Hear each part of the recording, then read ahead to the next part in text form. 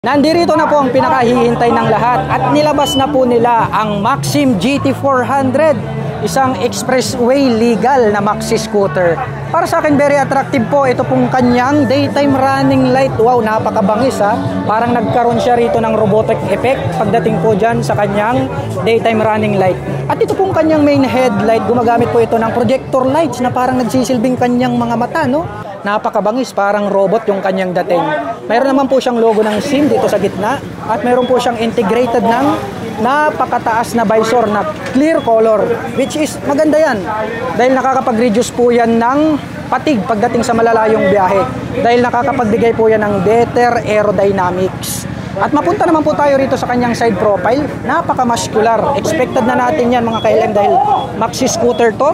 Dito na po pala located itong kanyang mga turn signals na LED. Nagkaroon ng two-tone color combination dito na matte black and then metallic silver. At mapunta naman po tayo rito sa kanyang front suspension. Ito po ay gumagamit ng traditional telescopic fork. Glossy black yung color. At mayroon naman po itong single rotor disc brake na naka-flower design with two-pot caliper na matte black.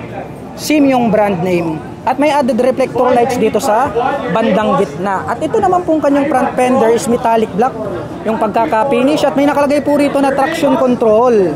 Meron na din po pala siyang traction control. So ang kagandahan po nito mga ka-LM, pagdating po sa mga madudulas na kalsada ay kayang-kaya niyang i-handle at hindi po mag-i-skid yung gulong ng ating maxi scooter dahil mayroon na po siyang traction control system. Ito pong kanyang mag wheel is wide design po siya na matte black color at ang sukat po ng kanyang gulong rito sa harapan ay mayroon po itong sukat na 120 by 70-15 at ito pong kanyang front tire ay nakapang city riding condition. Dumako tayo rito sa bandang itaas, silipin po natin ito pong kanyang fully digital meter panel display mga KLM, napakalapad, no? Square type naman po siya. Mga light indicators is located po rito sa magkabila. May 2 button selector dito sa bandang ibaba at may SIM logo rito po sa bandang gitna. At ito naman pong kanyang handlebar cover, matte black color po siya, may Maxim na nakalagay rito in chrome color which is alloy naman po itong badge niya rito sa bandang gitna. Pagdating naman po rito sa kanyang mga button selector, meron po itong passing light. Mayroon din po siyang hazard, high beam and low beam, and then turn signal selector, horn at yung TCS. Pwede po nating i-turn on and off. Yun ang kagandahan. At ito pong kanyang front brake or rear brake is adjustable. Kaya pwede natin siyang i-adjust depende po sa haba at ikse ng kamay ng gagamit. Habang dito naman po sa kabila, meron po itong engine kill switch at yung kanyang electric starter. Adjustable din po itong kanyang front brake.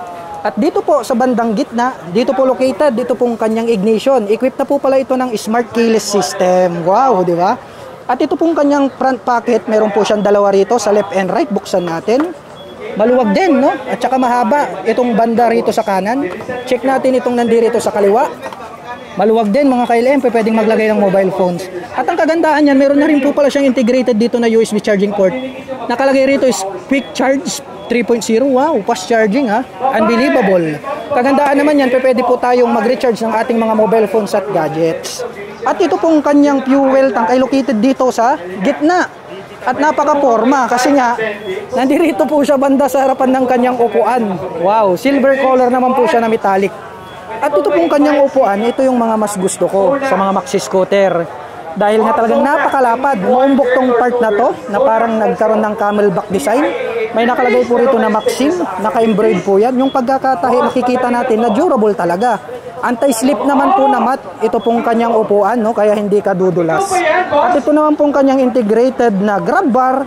Wow, metallic matte black. Napaka-sturdy feels dahil makapal at matibay. At pag ito pong mga maxi scooter, mayroon po itong footrest extension na kung saan ay pwede po nating i-extend ang ating mga paa.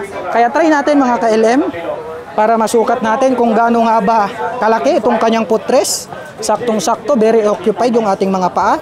At pagdating naman po sa long rides, pag pagod ka na, pwede kang mag-stretch. O, diba? Napaka-astig. So list patig po pagdating sa mga malalayong biyahe. Baba muna tayo. Dito po sa bandang ibaba, nandirito naman po itong kanyang side stand. Glossy black color, automatic, maxi scooter to. Kaya expected natin na mayroon na po yung side stand engine cut-off switch.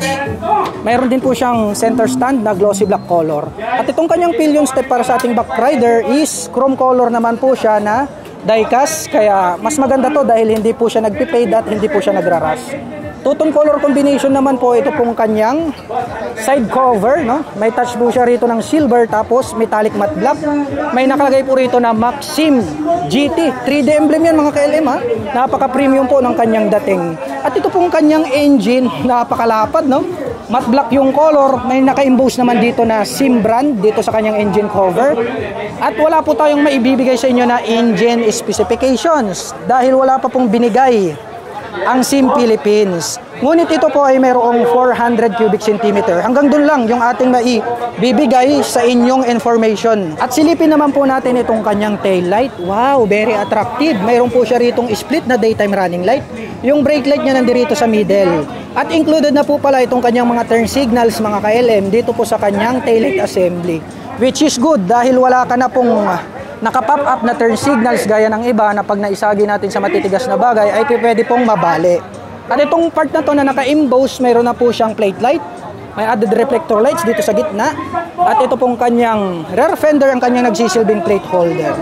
At pagdating naman po rito sa kanyang rear suspension, wow! Ito po ay equipped with durable na dual shock absorber. Adjustable po yan. Glossy black naman po yung kanyang coil spring. Dumako tayo rito sa kabila. Silipin natin itong kanyang rear braking system. Equipped po ito ng single rotor disc brake with single pot caliper. Matte black na wide design ang mag wheel. At ang sukat naman po ng kanyang gulong rito sa likuran, ito po ay mayroong 160/60-14. At ito naman pong kanyang exhaust pipe, two-tone color combination. Matte black itong body and then metallic gray naman po itong kanyang tip. At mayroon naman po itong single exhaust. At ito pong kanyang head protection guard, matte black naman po yung color. Napakaastig at napakaangas po nitong kanilang bagong Maxi scooter. Kaya para po dun sa mga nakapanood ng video na ito at interesado pong maglabas nito pong kanilang pinakabagong Maxim 400 GT ay maaari nyo po itong puntahan sa SIM branch na pinakamalapit sa inyong lugar para po ma-check nyo kung available na itong mga to. At kung wala pa, automatic, pwede na po kayong magpa-reserve. So hanggang dyan lang po mga ka-LM, kita-kits po tayo sa mga susunod na video updates.